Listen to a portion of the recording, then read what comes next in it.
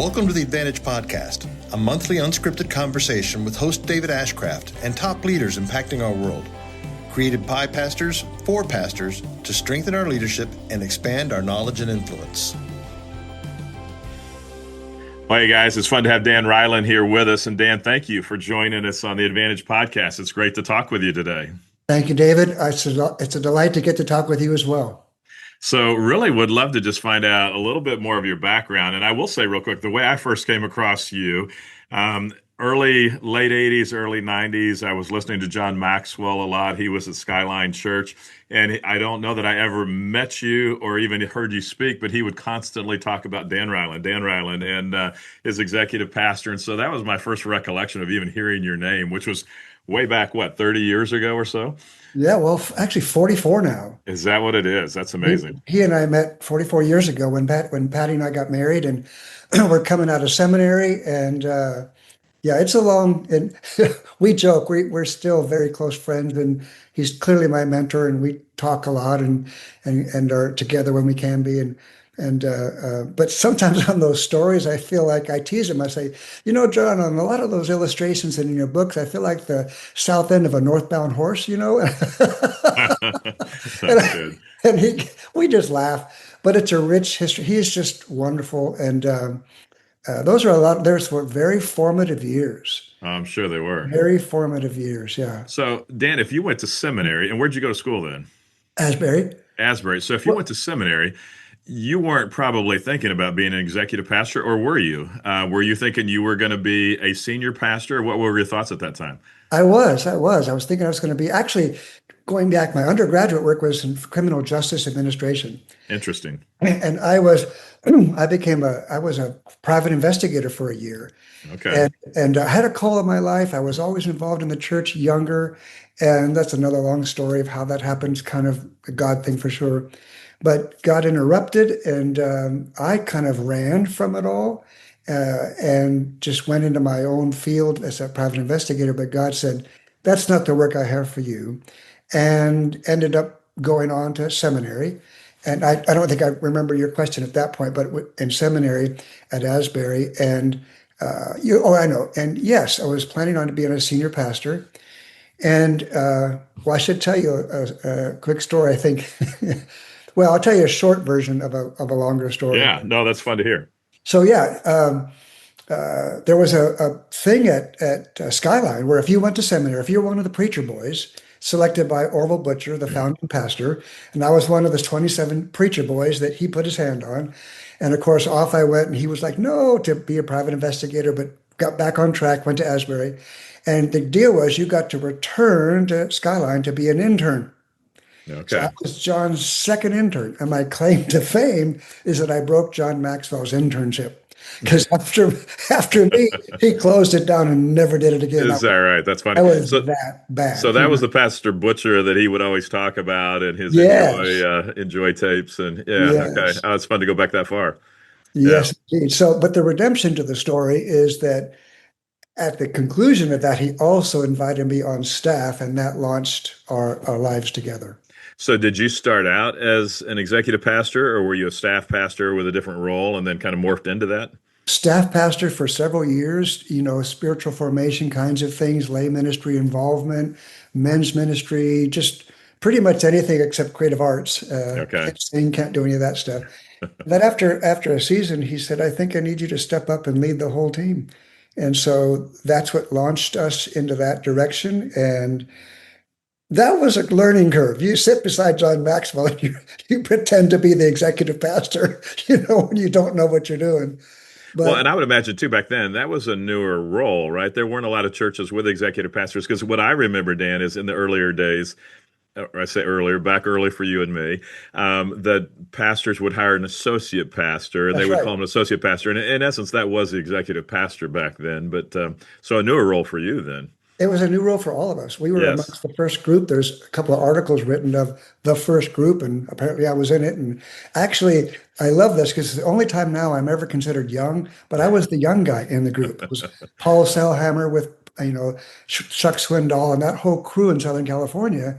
And so we were actually just making it up.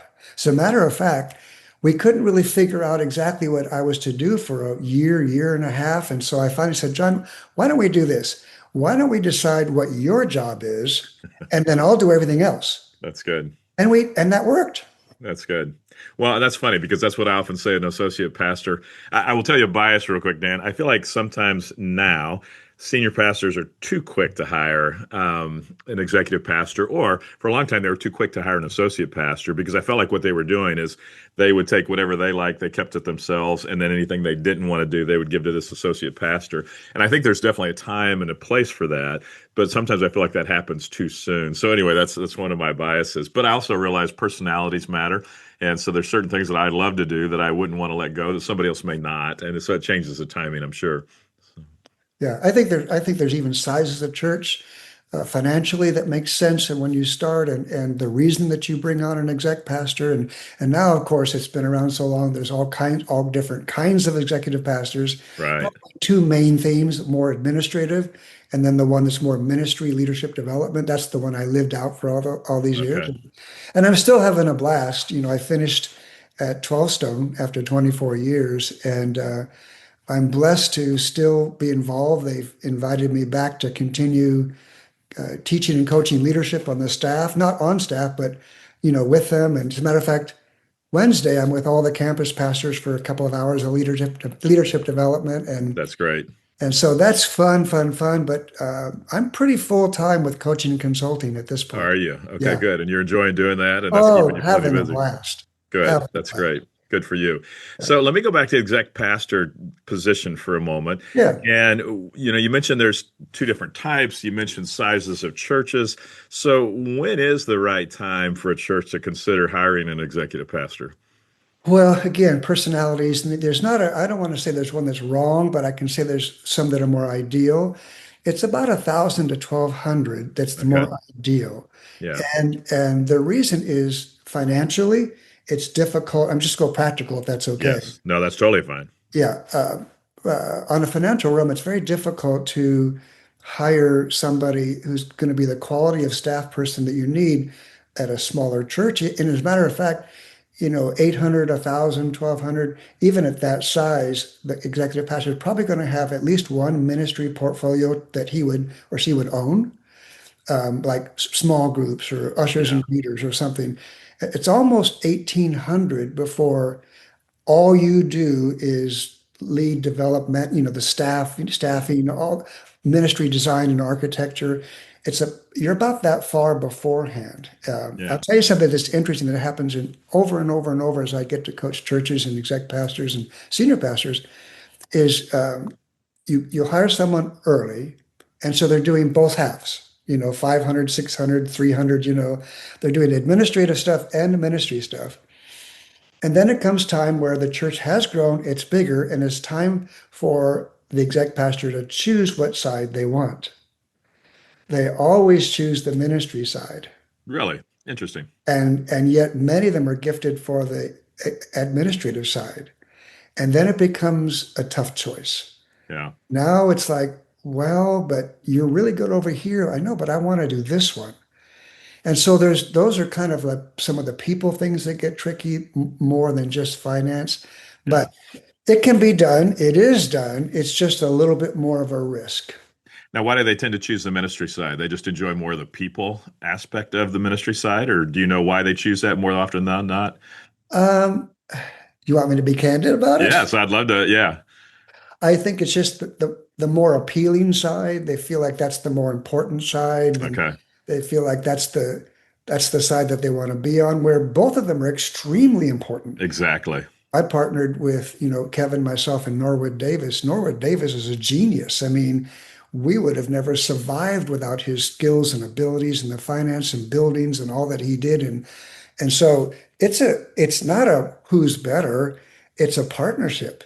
Right. But sometimes, we see things. It's kind of like when you're asking, did I see myself as a senior pastor or an executive pastor? And in the transition from, there was a little in-between time between Skyline and 12 Stone. And those were the Enjoy years. Remember cassette tapes? Totally remember that. Yeah. So And Dan, I would listen to those tapes all the time and would be excited to get them. That and Bill Hybels and his defining moments. We'd take them on vacation every year in the car, and the kids would always go, "Oh, do John and Bill have to go with us again on this trip?" Because they grew up listening to those tapes as well. So yeah, those were very formative years. very formative. And so in those in between years, I was at North Point, and I served as an elder on the board, and Okay. I learned a lot there with Andy and the team, and I learned a lot. And and it was, interesting. I love the church. I love the local church, and it began to stir within me to go back. I mean, we were in churches all the time. That's all we did. But it was stir with me to go back to a church. And so John and I would talk. He said, "No, we're doing this together, Daniel." And then finally got to the point where, okay, you can, but we still got to stay close. You got to stay around, and so he and I would walk and talk in his backyard, and here's what the bottom line was. Uh, that that that he said, Dan, you would be a really good senior pastor. Hmm. You might be a great senior pastor. But he said you were born to be an executive pastor, Hmm. and you're called and gifted for that. My wife would say the same thing, and I go, no, I did it with you. I'm done with all that. But there's something about self-awareness and being honest about who you are, and being honest in your gifting, and enjoying being who you are. And when you give yourself permission to do that, God just opens up amazing doors and amazing possibilities when you get comfortable with you. And as I matured and got comfortable with me, God just really allowed cool things to happen. That's good. That's great. So when you were there at North Point, were you doing coaching and consulting, or you were working with Enjoy and that was your primary job, so to speak, Oh, yeah. during that time when you between Skyline and 12 Yeah, Stones? yeah, yeah. No, I wasn't coaching. Doing that then. No, Okay. I mean, sorry, I wasn't coaching North Point. They didn't Right. need. Yeah, yeah. Exactly. You were just a member there and I on the was a board member serving there, there. Yeah. serving their board, doing a small group, but Yeah. all my coaching, consulting, teaching, writing was with Enjoy. Okay. Okay. Yeah. Very good. So let me go back to just a little longer on the executive pastor. You mentioned two different types, administrative and then ministry leadership. It was fun to hear you say 1800 or so is the time to do that. When at LCBC, we hired our first person to serve as an executive team member at around 2000, 2100. He was a ex-banker, or was a banker when we hired him. And so he came in, did finances, but kind of initially we had him kind of doing everything, which was way too much. And then as we kept growing, we hired a second and then kind of on from there.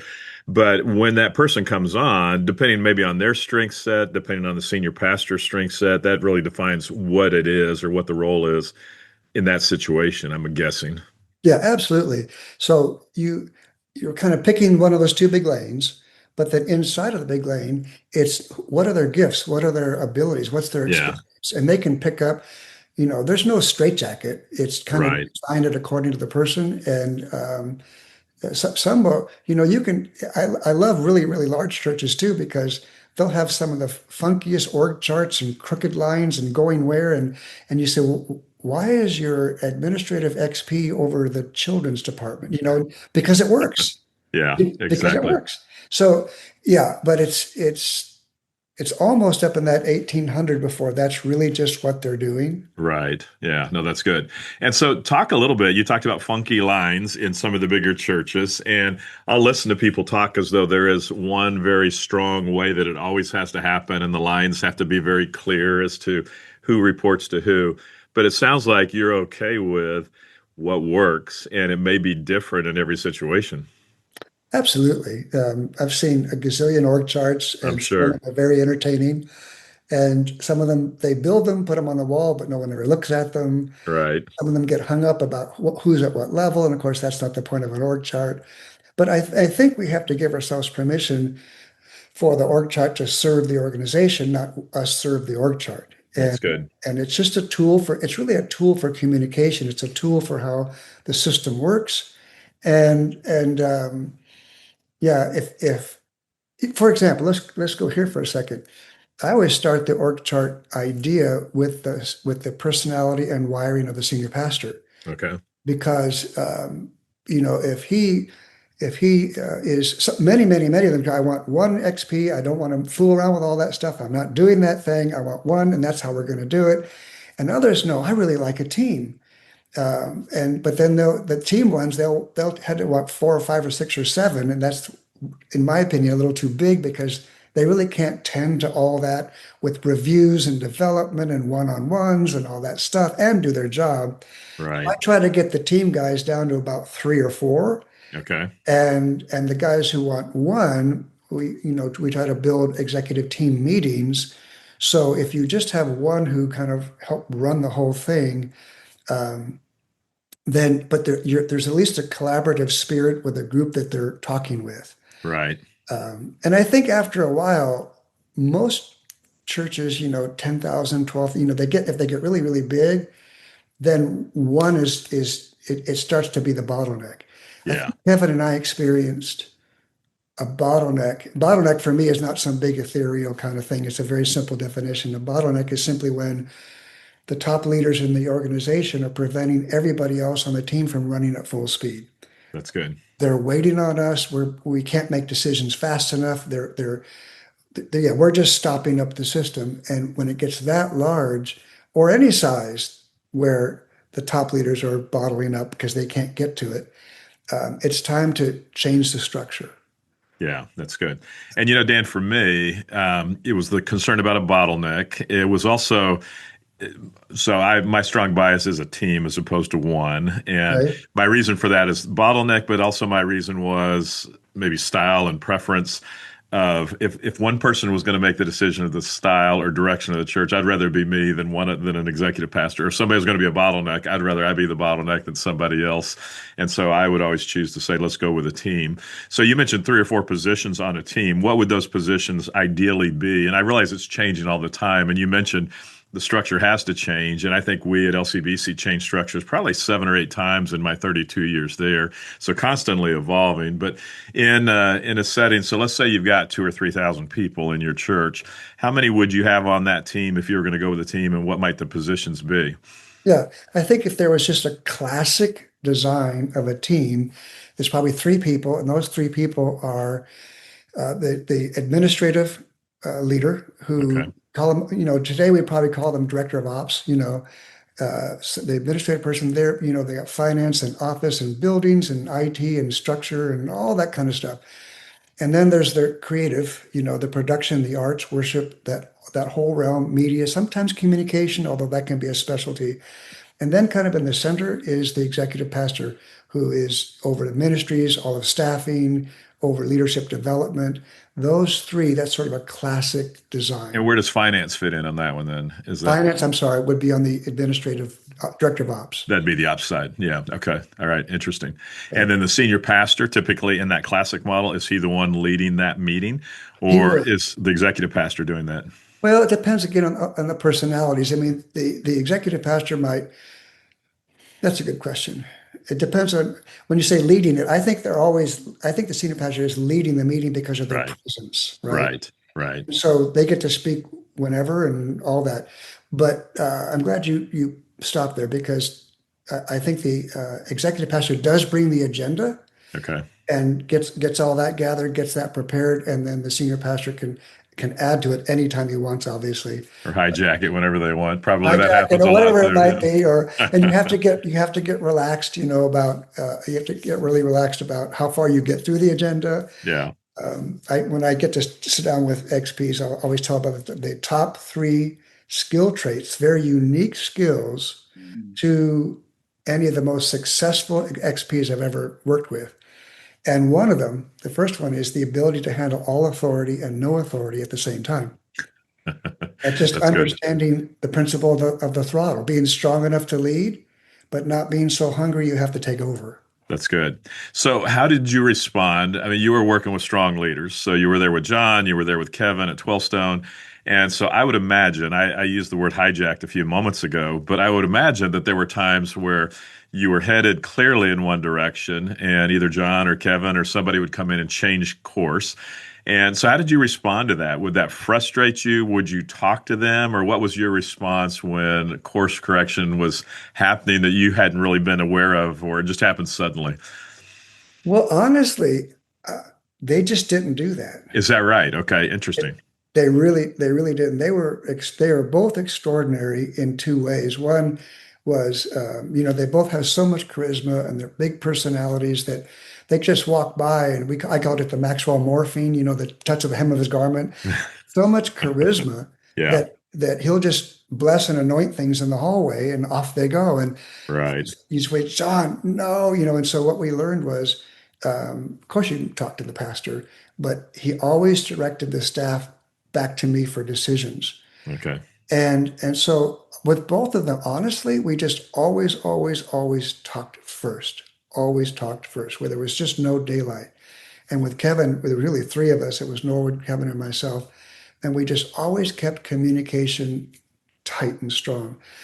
There was really, we were very, very blessed that Kevin is in the more recent one, that as different as our personalities are, he's fast cars, fast motorcycles, go, go, go. And I don't have a need for that at all. I'm more collecting fine guitars, so we couldn't be different. Hmm. But our ministry philosophy and how God brought us together was so similar that it just wasn't any difference. Probably the only difference that we had, which sometimes before we were sat in the room, we had to come to agreement, was financially. Hmm. Because he is a bet the farm, push all the chips back in, no looking back, high risk dude. Hmm. And I'm over there going, "Boo, easy, big fella." So I'm way more conservative on the financial realm. But here's what we learned is that if he was like, push all the chips in, and I was going, I'm not sure. Typically, we would say, well, he would tell himself, I better back off a little. And I would tell myself, I better step up a little, Okay. because we knew our extremes. Right. And he would come in and he would say, he's very convincing and he's a great visionary and full of energy and all. And he would, pitch this thing and he would say, now, Daniel, change my mind, influence me, talk to me. And he wanted you to do that, I'm sure, He to did. help him see what flaws were in his system or He his did. ideas. And yeah. He did. Yeah. And he was expecting you to do that too. So he wasn't looking for you to sugarcoat things, or he probably really wanted you to be honest with him. No. And so did John. He wanted me to be honest with him. And And that's right, part of your responsibility too. They were trusting you to kind of rein them in if they needed to be reined in. they were counting on it. John would often say, Dan, don't tell me about if you don't tell me the bus is going to go over the cliff after the bus has gone over the cliff. Yeah. He said, I want you to tell me what you see. And Kevin did something. He put something in the water culturally on the staff early on that was just beautiful. And he calls it MVS, Mutual Voluntary Submission. Have you ever heard him talk about I have this? not. No. I think it's the way larger churches grow and survive and work from 1,000 and up easy, even 800 and up, but MVS is mutual voluntary submission. And the quickest way I can describe it, I can tell we can do an hour talk on it, but the quick way is, he was the boss. He was my boss. He could tell me what to do. He clearly saw what I did in my list of responsibilities and could govern my time, all that kind of stuff. And in 24 years, he never treated me that way once, ever. It was a team. It was a Lewis and Clark. The mutual voluntary submission is bowing to each other for the sake of the organization rather than bowing up for our own agendas. Right. And when that's in the water, it's amazing how it works. Yeah, that's cool. That's cool. So you worked with two strong leaders, and I don't know that most people would one be in two scenarios that way, or maybe they were in two because a new pastor comes into the situation. But how was it working with two different leaders? How did you have to adapt to Kevin after working with John? Is that very challenging? I'm sure it's got to be challenging, but it's probably exciting in some ways too. So talk about how does an executive pastor adapt when there's a leadership change that way in a church? Yeah, it's a great question. I think you have to figure out the picture of the relationship. And so for John and I, the picture of the relationship was always clear, still is today, even though we're long, fast friends. It was always a Paul and a Timothy. Okay. And so that's how the relationship operated. That was the picture. It wasn't something we announced to the staff, but it was really obvious to the staff. It was Paul and Timothy. And when you sort of see, this is how it works, you have a picture. And you don't have to write out all the bullets and all the thing. That's the picture. For Kevin and I, it was very, very different. Mm. And we figured it out pretty quickly. It was a Lewis and Clark. And where we came together, each, had equal skills in different ways, and we brought them to the table, and we were both kind of going off the map. We had no clue. We had never done it before. We didn't know what we were doing. This was like a wild thing out of control, and there's no turning back. And so it was a different era, a different story. But the picture of the relationship really helps. Well, and I would have to think you were at a different place in your career in both of those environments. So with John, you're just getting started, so he can kind Yes, of mold you, shape you he did. to whatever he thinks is appropriate. With Kevin, you come in already with a reputation. You've been with John, and so he's bringing you in part because of that reputation. And so, how was it different when you were working with John as opposed to Kevin? I mean, you talked about those two, Lewis and Clark and Paul and Timothy, but how was it different for you? How did you experience it differently? Well, I think there are two big things. First of all, as a young leader, I carried a lot of insecurities that I had to work through and try to figure out. Sure. And then, of course, sitting beside John Maxwell, that didn't help it. Although his belief in me actually did. That's what picked me up and pushed me through, where he Okay. saw stuff that I didn't see. And I think there's a really big difference between um, being invited in as the executive pastor and rising up from the team. And now Mm. you're all buddies on the team, and now you're over the team. Right. That's a complicated thing for a young guy who doesn't know what he's doing, you know? Yeah. But then John and I had to practice too, because, well, he set the table and I'm at the table. Who are they going to look at, right? Right. So we just had to learn how to do that, and he's wonderful. And he because strong leaders don't want to be put in a box. They don't want to be caged. They don't want to be told. They don't want to hear about why it won't work. They just Right. let's go make it happen. And so Right. let's go do it. But with Kevin, there was a sort of recognition. One of the board members, is my prayer partner, Charlie Wetzel, John's long-term writer. I think 95 books now. Wow. Uh, and Charlie said, "Well, there's a new sheriff in town." So it was it was a different feel. Right. But I had learned that by that point, it's like we all know, it's not me anyway. It's God's. If God's called you and God's gifted you, it's not about me. It's about Him anyway. Right. So, and besides, I still make tons of mistakes, and keeps me quite humble. Like, did I really just say that? That's good. So, excuse me. So talk about, Dan, when you were at Skyline and you're put into the position of being executive pastor. I would imagine there were other people on staff that maybe thought they should have been the executive pastor.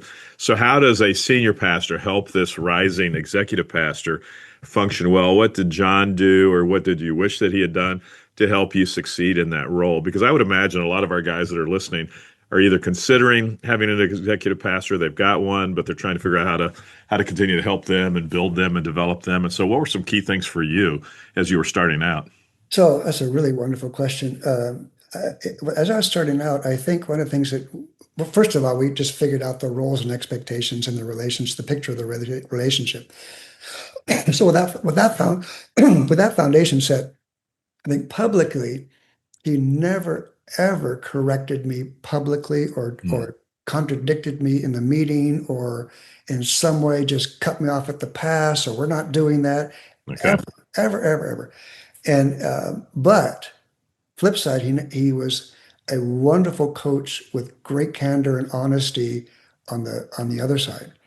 Um, you if I have a minute, I can tell you one of the first early stories, because Sure. Yeah, I'd love to hear it. sometimes a story is better than 16 points. But Right. I remember when I said my claim to fame is I broke John Maxwell's internship. Yes. So at that same moment, though, he invited me. You'll remember this old-fashioned term. Maybe you will. I don't know. But remember Christian education? Oh, yeah, definitely. So he invited me to oversee all of Christian education, all the adult classes, all the teach kids.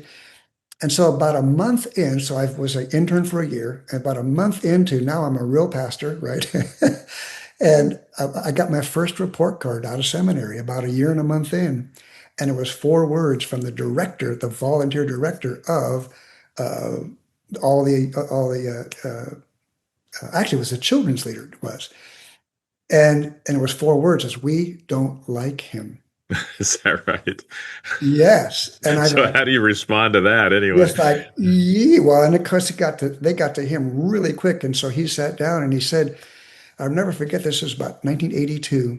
He said, Dano, it's obvious to me that you really love people. You have a deep heart and a deep passion for people, but you're really lousy at communicating that. They don't know. Hmm. They don't know. And if you don't learn how to get that, what's in your heart, out Hmm. to other people, you're probably not going to make it in ministry. Hmm. And we had a candid talk, and he said, and I don't know if it's the first time he ever said it, but I know it wasn't in any books yet. In '82, he said, Dan, people don't care how much you know till they know how much you care. Hmm. And it changed my life. Hmm. He said, Dan, you run up and down the hallways with that dumb little briefcase, and you're just trying to save the world and win the world and build the church. He said, you're running right by the church. They're called people, and so that just changed my life. And we wouldn't be having this conversation today if he didn't have that and several other conversations along the way. But let me tell you the end of the story. That's enough of that story. There's certainly more to it. Oh, I should say this. That whole conversation lasted 10 minutes. Is that right? The coaching process is we overcomplicate it. My favorite definition of a good coach's action is just pay attention. Yeah. Yeah. If you'll just pay attention to the people around you, you'll have the right word for the right person in the right moment. I love that. A lot of XPs and senior pastors that I get to coach will say, how am I supposed to coach my staff members every week, in my one-to-ones? I said, well, Yeah. you don't. Yeah. Most of those meetings are you're just doing stuff. It's stuff. It's ministry stuff. But if you Hey, pay, Dan, can I just say I love that because, again, I think so often we think it's got to be formal. If somebody's my mentor, my coach, then we've got to have planned time set aside that we're going to sit for 30 minutes and my mentor is going to somehow mentor me. Where for me, it never worked that way. It's exactly what you said. It's always in the hallway or somebody steps into somebody else's office real quick for a couple of minutes and you say what you need to say and you talk about it and then you move on. But it's not the planned necessarily one-on-ones all the time. So I love that. I think that's a great thing. yeah, yeah, but you got to pay attention and then have the courage to say it and then have the wisdom to say it correctly. Yes. Uh, Yeah. and yeah, anyway, enough of that. But You were going to go on with the story. You said there was another side to that oh story. yeah, That, yeah. thank you. So yeah, jumping way ahead, years later, Patty and I, my wife and I, were on vacation, and we were down somewhere in Mexico or something, and on the beach, and I got a phone call from Marty, this person that I got that report card from Okay. years earlier. Like, we don't like him. Yeah. And today, of course, John is very, very generous with his words about Dano's the most, relational leader I know and stuff like that. But I got a phone call, and she said 2 words. She said, "Kirch is gone." 3 words, I guess. Kirch is gone. Her husband, Hmm. Kirch is gone, and he had this tragic, horrible accident. He was underneath a trailer, and it fell off the pilings and crushed him. Wow. And she said, "I need you here." And Patty, sorry, this gets to me, that Patty and I just jumped in the car and drove back, and to be the first person she would call Yeah. after she said, "I don't even like him," is the power of transformation. It's why I love leadership development. It's why I give my life to do what I do. It's John saw something in me and poured his heart into me and still does. And I was so transformed that I was the first call. How could that be? It wasn't me. I'm just this goofball ex-semi hippie from Southern California in the '60s, kid in the '60s. And years later, I was part of a wedding when God gave her another person. Hmm.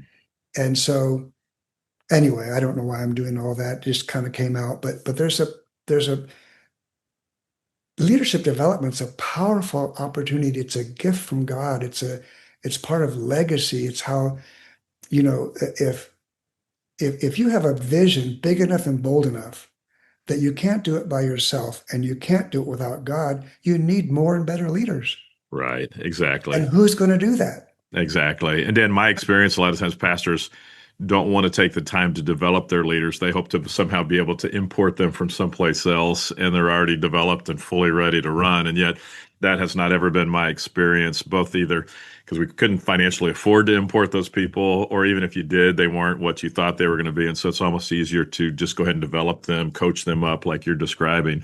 So I think that's really exciting. And would you say that's part of the responsibility of a senior pastor is to coach up, whether it's that executive pastor, whoever's on their team, they've got to develop them? Absolutely have to. And there's a difference between equipping and developing. It's a real important difference. I don't want to get too techie in the weeds. No, but I'd love to hear the difference in the two. Yeah, but it's huge. Equipping is training your team, volunteers and staff, but let's stay focused on staff at a little bit more of an intense level.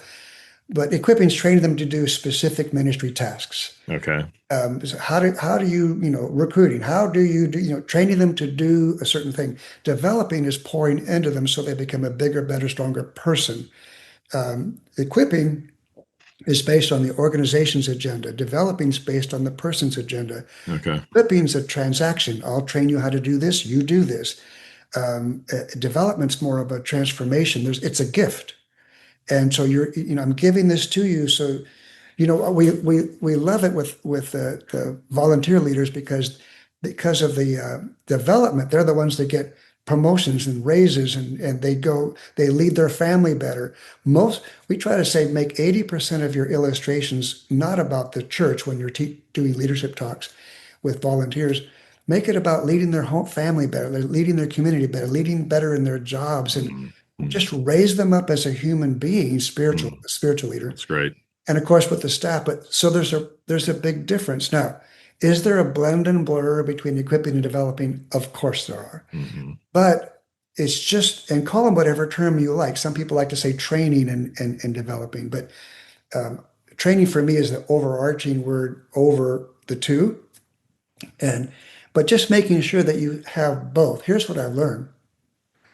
You can build a great church, a large church with equipping, but the legacy churches, the multiplying, the ones that just do something really big, know how to develop. Oh, and one more thought, and just cut me off because I'll start going. No, I love what you're saying. This is great stuff. Thank you. It is, at 12 Stone, for example, I hope this isn't overly blunt, but you just can't get hired if you can't equip. That's just a table stakes. You have to have the equip. Now we'll show you how to do it better. Right. That's table stakes, but developing is an art. And honestly, not everybody can develop well. Right. That's an art. And there's some things that distinguish somebody. So the more developers you have on your team, the better, but everyone should be able to equip. So would you use the word multiplying along with developing as part of developing that ability to multiply and develop others as well? Or is that a whole separate category for you? No, it's not automatic. For example, when we'll have, most of our model would be based on a group. So 5, 6, 7, 8, 10, in a group for leadership development, get a book, pick a group, pick a group, all that kind of thing, and ask you questions. It is not automatic, nor assumed, nor would I ever recommend it at all. Now, all of you go get a group and do it. I would never say that. Interesting. Because not everybody can do that. They can all go equip and we can elevate their leadership, but they can't all develop other leaders. But interesting. I would also, on the other hand, be looking for one or two from that group who had that gifting, that art, that nuance, that read the room vibe, who could raise up other leaders. So you'd see developing as being a more difficult skill than equipping, that a lot of people can equip because, again, if I remember your terminology, it's more equipping is giving you the skills necessary to be in charge of this role or to serve in this role, whereas developing is, you said it's more that personal side and helping that person become more, you're raising the leadership capacity of that person. in all areas, not just that one skill level or skill set. So, Yeah. And I don't know that I would say it's more difficult, but I would say it's more artful and nuanced. okay, Read the room, pay attention to the thing. I can give you a really simple model with quick points on sure. what that looks like. But let me say first, a really quick one-step test for who might be, probably, maybe might be a good developer. And that's the man or the woman who can go get their own group. Hmm. Hmm. If you have to give them a group, they might struggle. Interesting. If they can go say, hey, we're going to meet once a month for 5 months. We're going to go through this book together. We're going to do leadership, have some good coffee. And the person's going, count me in. But if you do that and you go, let's meet once a month and we're going to do this and we're going to go through a book and we're going to talk leadership. And the individual goes, what are we going to do? Who's going to be in this room? How often? That person might struggle. Interesting. Yeah. Interesting. Oh, You, that's good. That's great stuff. Yeah. yeah, you have to be kind of drawn. Yeah. Sorry. No, I love that. I think that's great stuff. And I think that's a challenge of every pastor. And I don't know that I've ever heard that distinction necessarily, or even saying that some people have that ability, some don't. So I think that's fun to, I don't know if it's fun to hear that, but that's good for us to hear that. So let me ask you yeah, go ahead. I'm sorry. Because I don't want to leave it like some can't do it. Because I love to say about leadership development is leadership development's a lot like prayer. Okay. Hard to do it wrong. Okay. But there are some, it's like take you and I. You're a great communicator, senior pastor. You have some abilities that I don't have. Now, can I stand on the stage and give a sermon and do a good job? Yeah. Can I do it like you? No.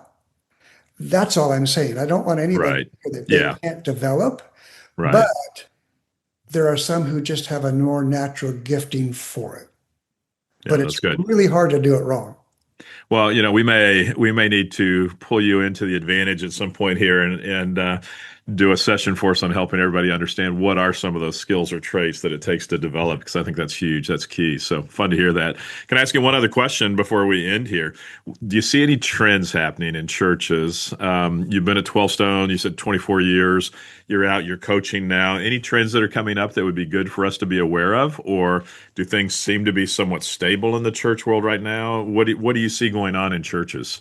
Well, wow, that's a wonderful question. There's another podcast. I'm sure, yes. Yeah. So, well, one thing I'm very encouraged about is we're seeing church growth. Yes. We're seeing people say yes to Jesus. We're seeing baptisms. We're seeing young adults come in. We're seeing movements, as you would know, in colleges across the country. So that's good.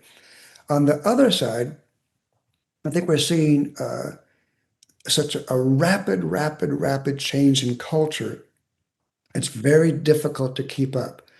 We have a residency at 12 Stone. We've had 30 residents, 2 years with us after college, raising them up, part of the pipeline, so to speak, to staff leadership. And out of the 141 full FTE at 12 Stone, 39 of them came from the residency. Okay. All right. And so you get the idea there. But when I get to talk or teach the residents or do have a little one-on-one cup of coffee with them, they often ask, well, what's the one thing I should work on? I think right now the greatest challenge for our young leaders coming up in the church is learning to interpret the culture. Hmm. The culture is changing. It's always been interesting, but it's changing so fast that if a young leader doesn't know how to interpret what's happening, then we don't know how to communicate. Right. And so we're trying to communicate the gospel to a culture that we don't understand their language and what they're thinking because it's so polarized and divided. And we don't know what they're thinking and they don't know what we're saying. Yeah. And so the communicator on the stage really needs to be able to interpret culture, whether it's one-on-one or communicating to your 500 people in your church. Right. Is understand culture. I think that's a really good. big thing. Anyways, Yeah. I'll stop there. But No, that's good. That's good. Fun talking to you, Dan. I can't imagine, you seem incredibly relational now, and so it's hard to imagine what you were back in the early 80s and stuff, but he said they didn't like you. But God has definitely used you in many ways, in great ways. And so appreciate you and what you're doing today, but what you've done over the many years. And thank you for speaking into to our Advantage guys. Appreciate it so much. Well, man, this has been fun.